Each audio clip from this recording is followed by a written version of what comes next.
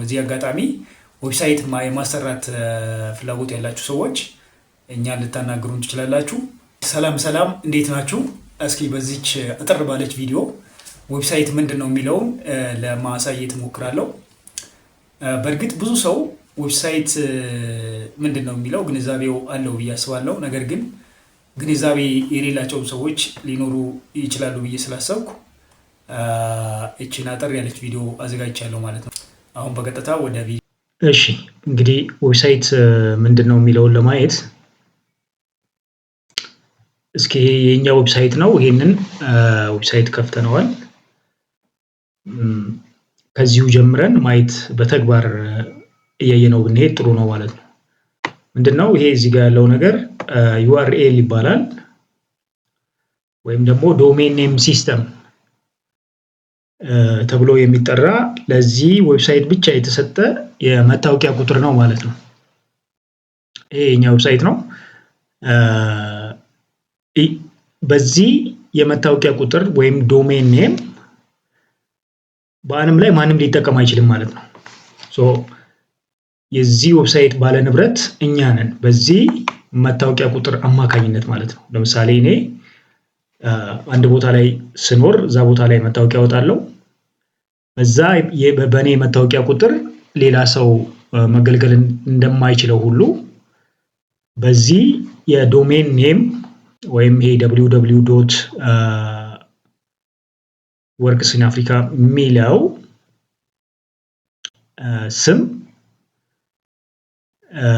ለሌላ አካል አይሰጥም ማለት ነው። በዓለም ላይ ብቸኛ እኛ ብቻ ነን ተመዝግበን ነው የወሰድነው ይሄንንና ሌላ ሰው ሊገለገልበት አይችልም። ስለዚህ ዌብሳይት የሚለው ኮንሴፕት ከዚህ ነው የሚነሳው። ሌላው ዌብሳይት ምንድነው ስንል የመረጃዎች ስብስብ ነው። መረጃዎች በቪዲዮ መልክ ሊሆን ይችላል፣ በፎቶ መልክ ሊሆን ይችላል፣ በጽሁፍ መልክ ሊሆን ይችላል፣ ቁጥር ሊሆን ይችላል። የተለያየ አይነት ኤሌክትሮኒክስ ዳታ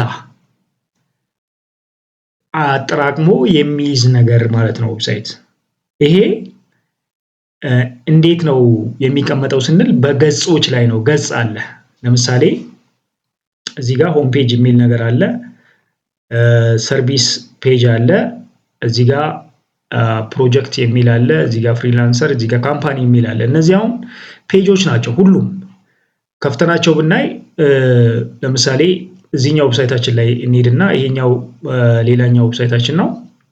እዚህኛው ዌብሳይታችን ላይ ስንሄድ ይሄ ለምሳሌ እዚህ ጋር የምናየው ሆም ፔጅ የሚለው ተከፍቷል። የያዘው መረጃ ይሄንን ነው ማለት ነው። አሁን እዚህ ፔጅ ላይ እነዚህ መረጃዎች አሉ ማለት ነው። እዚህ ጋር የምናያቸው እነዚህ መረጃዎች ከዚህ ከመጀመሪያው ጀምሮ መረጃዎች አሉ ማለት ነው። እዚህ ሆም ፔጅ የሚለው ላይ የተቀመጠ ገጽ ነው ማለት ነው። አንድ ጋዜጣ የመጀመሪያው ገጽ፣ ሁለተኛው ገጽ፣ ሶስተኛው ገጽ እንዳለው ወይም መጽሐፍ የመጽሐፍ ገጾች አሉት በቁጥር የሚሰጡና እነዛ አንዱ ገጽ የሚይዘው መረጃ ሌላኛው ገጽ አይዘውም። ልክ እንደዛ እዚህ ጋርም ይሄ ሆም ፔጅ የሚባለው የመጀመሪያው ገጽ የሚይዘው መረጃና አባውት አስ የሚለው እዚህ ጋር የሚይዘው መረጃ የተለያየ ነው። አሁን ይሄን ስንከፍተው ልክ ከስሙ እንደምንረዳው አባውት አስ ነው። አባውት አስ ማለት ስለዚህ ዌብሳይት ደንበኞች ወይም ተጠቃሚዎች መረጃ የሚያገኙበት ነው ማለት ነው። እኛ እንደዚህ ነን ብለው ይሄ ዌብሳይት ራሱን ለደንበኞች የሚያብራራበት ገጽ ነው ማለት ነው። ያንን አይነት መረጃ ብቻ ነው እዚህ ላይ የሚቀመጠው። እዚህ ሆም ፔጅ ላይ ግን የተለየ ነው ማለት ነው። እዚህ ጋር እንደምታዩት የተለየ መረጃ ነው የያዘው። ኮንታክት አስ የሚለውን ስንከፍተው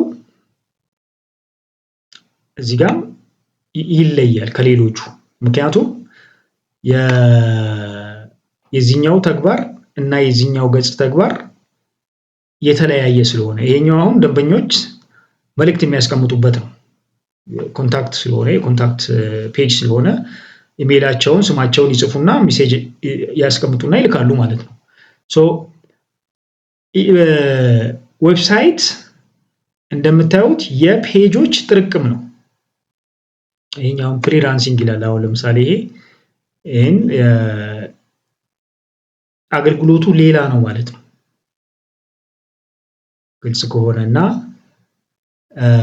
በጥቅሉ በየፔጆቹ ላይ ደግሞ ፎቶዎች አሉ፣ ጽሁፎች አሉ፣ ገጾች አሉ። እንደምታዩት እዚህ ላይ አሁን እዚህ ጋር ጽሁፍ አለ፣ ፎቶዎች አሉ፣ የተለያዩ ቪዲዮዎች አሉ። ስለዚህ በየገጹ ላይ የሚቀመጠው መረጃ አንዱ ከአንዱ ይለያል። በዚህ መሰረት ነው እንግዲህ ዌብሳይት የገጾች ስብስብ የተለያዩ ገጽ ስብስብ እንደገና ደግሞ እነዛ ገጾቹ ላይ ያሉት መረጃዎች አንድ ላይ ተሰባስበው ዌብሳይት ይባላል ማለት ነው በዚህ አድራሻ አማካኝነት። ኦኬ ይሄን ካልን ዌብሳይት እንዴት ነው የሚሰራው የሚለውንም ደግሞ እስኪ ለማየት እንሞክር። እንግዲህ ዌብሳይት የገጾች ወይም የፔጆች የፎቶዎች፣ የቪዲዮዎች እና ሌሎች የኤሌክትሮኒክስ ሀብቶች ማስቀመጫ ነው ካልን ይሄ በኢንተርኔት አማካኝነት ነው የሚሰራው። እዚህ ጋር እንደምናየው ይሄ የሸረሪት ወይም መረብ የሚመስለው ነገር ኢንተርኔት ነው። ዌብሳይት ይሄኛው ዌብሳይት ከዚህኛው ዌብሳይት ጋር የሚገናኘው በዚች ኢንተርኔት በምትባል መረብ ነው ማለት ነው። በኔትወርክ ነው የሚገናኘው። አያችሁ እንዳለ ኤሌክትሮኒክስ እነዚህ ነገሮች ኮምፒውተሮች፣ ሞባይሎች ወይም ሌላ ከኢንተርኔት ጋር ግንኙነት ሊያደርግ የሚችል ቁሶች ግንኙነት ነው ማለት ነው ይሄ ነገር። ስለዚህ ያን ቁሱን ወስደን ስንከፍተው እኛ እነዚህ መረጃዎች በዚህ በኢንተርኔት አማካኝነት እናገኛለን። ኢንተርኔት ተጠቅመን ዌብሳይትን አክሰስ እናደርጋለን ማለት ነው። ኢንተርኔት ስራው ምንድነው? ማገናኘት ነው። የዌብሳይት ስራው ምንድነው? መረጃዎችን አሰባስቦ አንድ ቦታ ማስቀመጥ ነው። ለምሳሌ ጋዜጣ መረጃ ላዩ ላይ ይቀመጣል። ልክ እንደዛው ዌብሳይት ላይም መረጃ ይቀመጣል ማለት ነው። ለምሳሌ አማዞን አብዛኞቻችሁ ወይም አብዛኞቻችን እናውቀዋለን የመገበያያ ዌብሳይት ነው። ዩቲዩብ ደግሞ የመረጃ መለዋወጫ ዌብሳይት ነው ማለት ነው። መረጃ መለዋወጫ ነው ማለት ነው ዩቲዩብ። በትምህርታዊ ሊሆን ይችላል።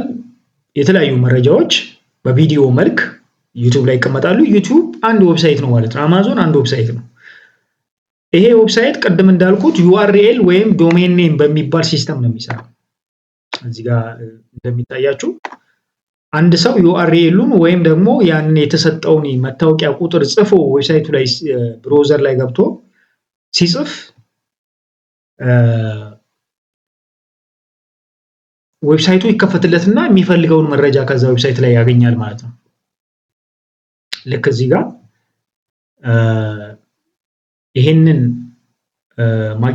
ማይ ዲጂታል ፕሮዳክትስ ስቶር ዶት ኮም የሚለውን ጽፌ ስገባ እዚህ ሰርች ባር ላይ ወይም መጻፊያ ቦታው ላይ እና ክሊክ ሳደርገው ይሄንን መረጃ እንደሚያመጣልኝ እዛ ውስጥ ከገባው በኋላ ደግሞ እነዚህን ሁሉ ገጾች እየከፈትኩ ይሄን ከፍታለሁ፣ ይሄን መክፈት እችላለሁ። ታይፕ አድርጌ ወይም ጽፌ ስገባ በዛበት ባለኝ በተሰጠኝ የመታወቂያ ቁጥር መረጃውን ማግኘት እችላለሁ ማለት ነው። ስለዚህ ይሄ ዩአርኤል የሚባለው ነገር ለዛ ስፔሲፊክ ዌብሳይት ልዩ ስሙ ወይም አድሬሱ ነው ማለት ነው። ሌላው ይሄንን ልዩ አድሬስ ማን ነው የሚሰጠው የሚለውን ነገር ማየት ተገቢ ነው። ይሄንን ለማየት እዚህ ጋር አንድ ልናይ የሚገባን ነገር አለ። ምንድነው? ዌብሳይት እንግዲህ አሰራሩ እንደዚህ ነው። አንድ የዌብሳይት ባለቤት አለ። የዌብሳይቱ ባለቤት መረጃዎችን የሚያስቀምጥበት ቦታ አለው። ያ ቦታ ዌብ ሰርቨር ይባላል። ዌብ ሰርቨር ማለት የመረጃ ማጠራቀሚያ ቋት ማለት ነው። ወይም ለምሳሌ ገጠር አካባቢ ጤፍ ወይም ስንዴ በጎተራ ነው የሚገባው። ልክ እንደዛ በዚህ በቴክኖሎጂው ዓለምም መረጃዎች የሚጠራቀሙት ዌብ ሰርቨር የሚባል ጎተራ ውስጥ ነው ማለት ነው። ይሄ ዌብ ሰርቨር እና ሌሎቹ ይሄ ለምሳሌ የተጠቃሚዎች ኮምፒውተር ነው። ዌብሳይት ዩዘርስ ነው የሚለው። ይሄ የተጠቃሚዎች ኮምፒውተር ወይም ስልክም ሊሆን ይችላል። ማንኛውም ከኢንተርኔት ጋር ሊገናኝ የሚችል የተጠቃሚ ቁስ በኢንተርኔት አማካኝነት ከዚህ ከቋቱ ከጎተራው እንደገና ደግሞ ከዌብሳይቱ ባለቤት ኮምፒውተር ጋር ግንኙነት ያደርጋል ማለት። በምን አማካኝነት? በዚህ በኢንተርኔት አማካኝነት። ዌብሳይት እንደዚህ በዚህ መልኩ ነው ማለት ነው የሚሰራው። ሌላው ይሄ መረጃው የሚቀመጥበት ዌብ ሰርቨር በነፃ አይደለም፣ በኪራይ ነው። ልክ ሰው መሬት ተከራይቶ እንደሚኖረው ቤት ተከራይተን እንደምንኖረው ሁሉ ይሄንንም መረጃ ለማስቀመጥ እዛ ቨርቹዋል ዓለም ላይ ኤሌክትሮኒክስ የሆነ ቦታ እንገዛለን ማለት ነው፣ መረጃው ለማዛ ጎተራው ውስጥ። ስለዚህ ስፔሱን ነው ሬንት የምናደርገው ማለት ነው። ከማን ነው የምንገዛው? ለምሳሌ በዓለም ላይ እነ ጎዳዲ ሰርቨር ፕሮቫይደር ናቸው እነዚህ። ኦስቲንጀር ኢትዮጵያ ውስጥም ኢትዮ ቴሌኮም ኢትዮጵያ ቴሌ ማለት ነው። እሱም መረጃ ይሄንን የጎተራውን ወይም መረጃ ማጠራቀሚያ ሰርቨሩን ያቀርባል በኪራይ መልክ ማለት ነው። ስለዚህ ይሄንን እዚህ ጋር ያየነውን ይሄንን ስም ይሄንን የመታወቂያ ቁጥር የሚሰጠን ለምሳሌ ኢትዮጵያ ውስጥ ቴሌ ሊሆን ይችላል ማለት ነው። ገዝተን ነው፣ ዝም ብለን አይደለም፣ ቦታውን ነው የምንከራየው። እዛ የመረጃዎቹን ማጠራቀሚያ ጎተራው ውስጥ የሆነ ቦታ እንከራያለን ማለት ነው። ስለዚህ እነዚህ ጎዳዲ ሆስቲንጀር ምናምን የሚባሉት ዓለም ላይ ልክ እንደ ኢትዮ ቴሌኮም የዌብ ሰርቨር አገልግሎት ሰጪ ድርጅቶች ናቸው ማለት ነው። እንደቀደም እንዳልኩት ዌብሳይት ሆም ፔጅ አለው፣ አባውት አስ ፔጅ አለው፣ ኮንታክት አስ ፔጅ አለው። እዚህ ጋር እንዳየነው ማለት ነው። ምንድነው ይሄ? ያችሁ ሆም ፔጅ ማለት ሆም የሚባል ገጽ፣ ሾፕ የሚባል ገጽ፣ አባውት አስ የሚባል ገጽ፣ ኮንታክት አስ የሚባል ገጽ፣ እንደዚህ ዳሽቦርድ፣ ፍሪላንሲንግ የሚባሉ ገጾች ሌላ መጨመር ይቻላል። እንደ ዌብሳይቱ ዲዛይን ነው ዌብሳይቱ እንደተሰራበት የተለያየ ስያሜ ሊሰጠው ይችላል። ይሄኛው ዌብሳይት እና አሁን ሁለቱም የኛው ዌብሳይት ናቸው፣ ግን ይሄኛው ዌብሳይት እና የዛኛው ዌብሳይት ዲዛይን ይለያያል ማለት ነው። ምክንያቱም ዓላማቸው ይለያያል። ይሄ የዚህ ዌብሳይት ተግባር ሌላ ነው፣ የዚህኛው ዌብሳይት ደግሞ ተግባሩ ሌላ ስለሆነ ዲዛይናቸው ይለያያል። ስለዚህ እንደ ዌብሳይቱ ዲዛይን የተለያዩ ገጾች ሊኖሩ ይችላሉ። ስለዚህ ዌብሳይት የገጾች ስብስብ ነው። ገጾቹ ላይ ምን አለ? ቪዲዮ፣ ፎቶ እና ሌሎች የጽሁፍ መረጃዎች ሊቀመጡበት ይችላሉ ማለት ነው። ሌላው ዌብሳይት ፍሮንት ኢንድ እና ባክ ኢንድ የሚባል ኮንሴፕት አለው። ይሄንን ባጭሩ ለማስረዳት ፍሮንት ኢንድ ማለት ምንድነው? ለተጠቃሚው ለማንኛውም ተጠቃሚ ግልጽ የሆነ ቦታ ማለት ነው። ፊት ለፊት እና ኋላ ማለት ነው። ፍሮንት እና ባክ ፊት ለፊት እና በኋላ እንደማለት ነው ከቃሉም እንደምንረዳው። ስለዚህ ማንኛውም ተጠቃሚ ስልኩን አውጥቶ ወይም ኮምፒውተሩን ከፍቶ የሆነ ዌብሳይት ሲከፍት የሚያገኘው መረጃ ያ ፍሮንት ኢንድ ይባላል። ግልጽ የሆነው ለማንኛውም ሰው ማለት። ባክ ኢንድ የሚባለው ግን ከኋላ እነኛን መረጃዎች እዛ ለተጠቃሚው እንዲታዩ ያደረገው አካል መረጃዎቹን የሚያቀርብበት ወይም ደግሞ የሚያስተዳድርበት ቦታ ነው ማለት ነው። አዘጋጅቶ የሚያስተዳድረው ከኋላ ነው። እሱን ፊት ለፊት ላለው ለተጠቃሚው ሊያየው አይችልም ያንን። ስለዚህ ያ ባክ ኢንድ ይባላል፣ ከጀርባ ነው። ይሄንን በምድር ላይ ባለ ተጨባጭ ሁነት ለማስረዳት ለምሳሌ አንድ ሰው ሬስቶራንት ወይም ምግብ ቤት ሲሄድ ምንድነው የሚያደርገው? መጀመሪያ እንግዲህ ወንበር አለ፣ ጠረጴዛ አለ፣ የተለያዩ ለመመገቢያነት የሚሆኑ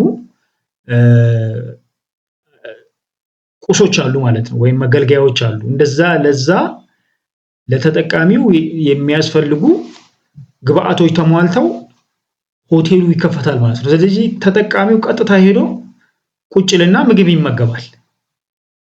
ወይራስ ከኋላ በኩል ደግሞ ኩሽና አለ ወይም ኪችን፣ ምግቡ የሚዘጋጅበት ቦታ። ይሄ ቦታ ለሁሉም ሰው ክፍት አይደለም። ምን ማለት ነው ክፍት አይደለም ስል ማንኛውም ሰው ገብቶ ወጡን ጭልፋውን እንትን ሊል አክሰስ ሊያደርግ አይችልም። ምክንያቱም የተገደበ ነው፣ ለሁሉም ሰው ክፍት አይደለም። ስለዚህ የባክኢንድ እና ፍሮንቲንድ የሚሉት ኮንሴፕቶች ዋና መነሻቸው ይሄ ነው። የተጠቃሚው ኃላፊነት የቀረበለትን ምግብ የመብላት ነው። ይሄ ደግሞ የኩሽናው ወይም የኪችኑ ወይም ባክኢንድ ያለው ከጀርባ በኩል ያለው አካል መረጃዎችን አዘጋጅቶ ወይም ምግቡን አዘጋጅቶ የማቅረብ ሂደት ነው ማለት ነው። ስለዚህ እዚህ የመመገቢያ ክፍል ውስጥ ያሉ ቁሳቁሶችና የኪችኑ ወይም ኩሽና ምግብ ማብሰያ ውስጥ ያሉ ቁሳቁሶችም ይለያያሉ። ይሄኛው የሚገነባበት ቁሳቁስ እና ኩሽናው የሚገነባበትን ቁሳቁስ ይለያያል። ልክ እንደዚህ ፍሮንቲንድ እና ባክኢንድ የሚባለው የኮምፒውተር የዌብሳይት ክፍል ይለያያል ማለት ነው። ለምሳሌ ይሄ ፍሮንቲንድ የሚባለው HTML፣ CSS እና ጃቫስክሪፕት በሚባሉ ፕሮግራሚንግ ላንጉዌጅ ይባላሉ። ቱሎች ናቸው፣ የዌብሳይት መገንቢያ ቱሎች ናቸው፣ ይሰራል። እንደገና ደግሞ ይሄኛው ባክኢንድ የሚባለው ፓይተን፣ PHP እና ኖድ.js በሚባሉ የፕሮግራሚንግ ላንጉዌጆች ወይም ቱሎች ይገነባል ማለት ነው። ሌላው ዌብሳይት ብዙ አይነት ዌብሳይት አለ። ከነዚህ ውስጥ ለመጥቀስ ለምሳሌ ብሎግ ማድረጊያ። ብሎግ ማለት መረጃ ብቻ የሚያቀርብ ማለት የጽሁፍ ሊሆን ይችላል፣ የፎቶ አይነትም ሊሆን ይችላል። ሰዎች የሆነ የመረጃውን አይነት ለምሳሌ ስለ ጨጓራ በሽታ ሊሆን ይችላል፣ የሆነ ነገር ጽፎ ሲገባ ስለ ጨጓራ በሽታ ዝርዝር መረጃዎችን በጽሁፍ መልክ የሚያቀርብ ከሆነ ያ ብሎግ ይባላል። እዛ ላይ የሚጽፉትም ሰዎች ብሎገር ይባላሉ። ሌላው ደግሞ የኢኮሜርስ ዌብሳይት አይነት አለ። ይሄ ደግሞ የመገበያያ የሆነ ጫማ ያለው የጫማ ፋብሪካ ያለው ወይም ጫማ ሱቅ ያለው ሰው ካለ ያንን ጫማውን ፎቶ ያነሳና እዛ ዌብሳይቱ ላይ ይለጥፋል። ያንን መረጃ አይቶ በኮንታክታቸው መሰረት ማለት እዛ ዌብሳይቱ ላይ በሚቀመጠው ቅድም እንዳየነው ኮንታክት አስ በሚለው የዌብሳይቱ ባለቤት በሚያስቀምጠው ዌብሳይቱ ባለቤት ሳይሆን ጫማውን የሚሸጠው ሰው በሚያስቀምጠው አድራሻ አማካኝነት ጫማውን አምጣልኝ ብሎ ከፍሎ ሲያዘው የጫማው ባለቤት ጫማውን ገንዘቡን የከፈለው ሰውዬ ድረስ ያለበት ድረስ ሊያደርስለት ይችላል ማለት ነው። ስለዚህ ይሄኛው ዌብሳይት አይነት የኢኮሜርስ ነው ወይም ኤሌክትሮኒክስ ኮሜርስ ማለት የኤሌክትሮኒክስ ገበያ ቦታ ማለት ነው። መርካቶ እንደምንለው በቨርቹዋል ዓለምም የመገበያያ ቦታ አይነት ዌብሳይት ነው ማለት ነው። ሌላው ይሄ ሶሻል ሚዲያ የሚባል አይነት የዌብሳይት አይነትም አለ። ይሄ ቅድም እንዳየነው ዩቲዩብ አሁን የሶሻል ሚዲያ ነው ማለት ነው። ፌስቡክ የሶሻል ሚዲያ ነው። ቴሌግራም የሶሻል ሚዲያ ነው፣ ግን ዌብሳይት ናቸው ሁሉ። ምን አይነት ዌብሳይት? የሶሻል ሚዲያ ዌብሳይት አይነት። ይሄኛውስ ለምሳሌ አማዞን የኢኮሜርስ አይነት ዌብሳይት ነው። ዊኪፒዲያ የሚባለው የብሎግ ዌብሳይት ነው። ስለዚህ በጥቅሉ ዌብሳይት የሚባለው ጽንሰ ሐሳብ ይሄን ይመስላል። እንግዲህ እንደዚህ ያሉ በጣም የሚያማምሩ ዌብሳይቶች እንዲሰራላችሁ ስትፈልጉ በዚህ በስክሪኑ ላይ በምናስቀምጠው መረጃ ወይም ደግሞ በቻናሎቻችን ላይ በምናስቀምጣቸው መረጃዎች ትደውሉልን ትችላላችሁ። ከኛ ጋር ስለምትሰሩ ከወዲሁ ከልብ እናመሰግናለን።